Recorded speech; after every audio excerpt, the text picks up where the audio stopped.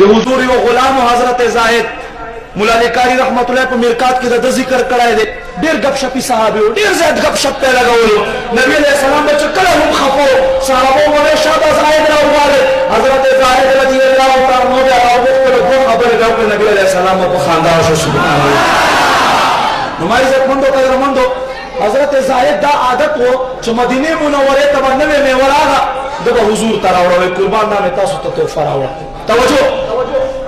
دا مې تاسو ته تحفه راوړل نو ما عزت مندو درې ورځې باندې تیر شو چې یو سړی به لاس نارانه ولاو نبی علیہ السلام ورته خیر خدای زایدا توجه وانګاږي ما وی قربان دا مې غبل ور چاته سو ته مې ورا وړل کنه دا مې و فروش ته مې وخرسه دا مې دنه په قرض باندې راوړل دا سړی پیسې غواړي وی خو ما ته توفه نه وړي وی قربان ستانه مې توفه راوړې ورا خو ما سره دومره پیسې نه وي بیا مې قرض د تر واخیستو لحاظ ته وځه تا قرض ورکړه سبحان الله